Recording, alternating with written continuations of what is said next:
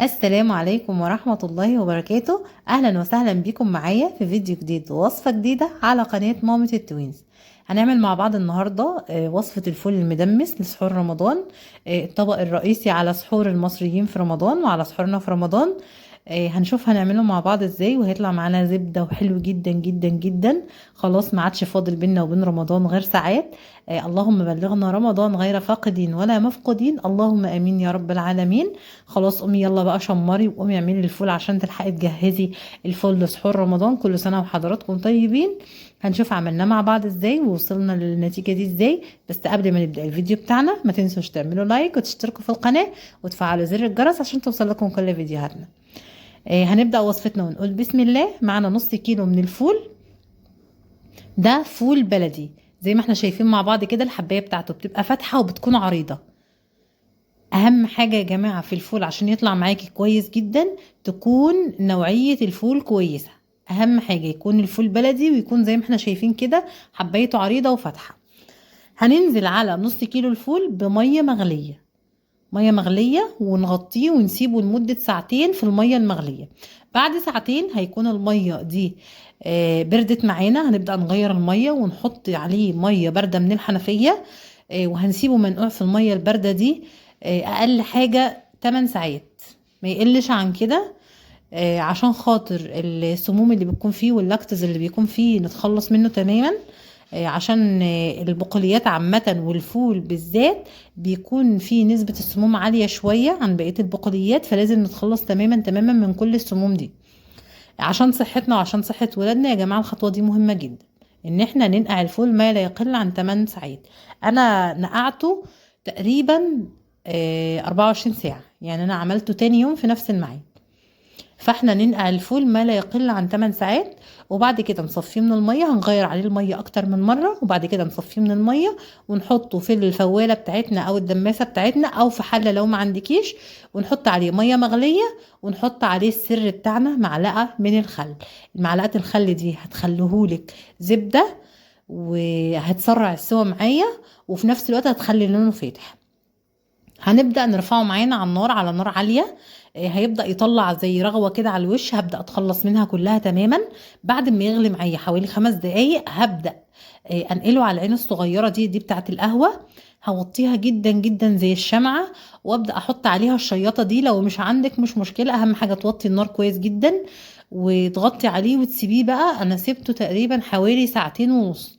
عايزه اقول لكم ان انا محتاجتش ان انا ازوده ميه خالص، بس هو لو احتاج معاكي هتزوديه ميه مغليه، ما تزوديش ميه بارده عشان يفضل معاكي هيفضل معاكي لونه فاتح زي ما احنا شايفين كده. وزي ما احنا شايفين استوى وكان زبده وكان سايح جدا، والقشره كمان نفسها سايحه معايا. بعد كده هبدا اجيب نص معلقه من الكركم واجيب معلقه من الدقيق، وابدا اقلبهم كويس جدا في ربع كوبايه ميه، وابدا انزل بيهم على الفول بتاعنا وابدا اقلبه عشان خاطر قوام الفول بتاعنا يكون تقيل. الميه بتاعته دي تكون تقيله وتتقل معاه. انا قلبته، قلت هقلب معلقه لو احتاج تاني. هو فعلا احتاج معلقه كمان ودوبتها ونزلت بيها معاكم اهو. وهنقلبه كويس جدا، وههدي برضو عليه النار واسيبه لمده ربع ساعه كمان. يعني انا بعد ما حطيت عليه الكركم والدقيق هسيبه لمده ربع ساعه كمان يغلي وياخد عشان يتقل معايا اكتر واللون يبقى موحد. وعايزه اقول لكم ان اللون ده انتوا تقدروا تتحكموا فيه. لو عايزينه احمر شويه ممكن تحطوا بابريكا او معلقه صلصه. احنا مش حاطين على الفول بتاعنا اي اضافات، لا عدس ولا اي حاجه. وزي ما احنا شايفين مع بعض النتيجه طالعه حلوه جدا جدا جدا. عايزه اقول لكم ان دي مش كل كميه الفول، احنا كنا استهلكنا يمكن ربع كميه الفول. آه بصوا عامل معايا ازاي وسايح. بصوا القشره نفسها بتتهري معايا، سايح ومستوي وزبده. يعني بجد كان حلو جدا جدا. انا الولاد لما كانوا منه قالوا لي يا ماما احنا ما كناش بناكل فول قبل كده اللي احنا بنشتريه من بره ده. عايزه اقول لكم ان هو عامل معايا 7 اكياس، اكياس كبيره مش زي اللي احنا بنشتريها خالص. احنا بنشتري الكيس فيه كبشه واحده كده ب5 جنيه، لا ده نص كيلو ب17 جنيه. عمل لي الكميه دي كلها. ده غير طبقين انا خدتهم يعني بألف هنا للولاد، كلناهم طبقين كبار. كان طعمه حلو جدا. وعايزه اقول لكم كمان ان الكيس ده كبير، يعني الكيس يعمل سحور يومين. زي ما احنا شايفين مع بعض، من نص كيلو ب17 جنيه عملنا كمية فول محترمة. ده غير كمان الطبقين اللي انا خدتهم منه. كان طعمه حلو جدا، ومنقوع كويس، ومتخلصة من السموم اللي فيه ومن اللاكتوز اللي فيه. غير اللي بتشتريه من بره، ما انتش عارفة اللي انت شارية منه ده نقعه كويس ولا لأ. مسويه ازاي، حاطط عليه المادة اللي هم الكيميائية اللي بيقولوا عليها بيحطوها على الفول دي عشان تسويه اسرع، والمادة دي مش كويسة خالص.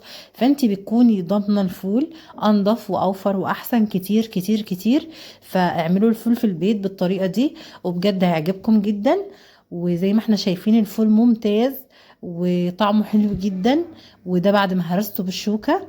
ولو وصلتوا معايا لغاية كده، ما تنسوش تعملوا لايك وتشتركوا في القناة وتفعلوا زر الجرس عشان توصل لكم كل فيديوهاتنا. وكل سنة وحضراتكم طيبين، رمضان كريم.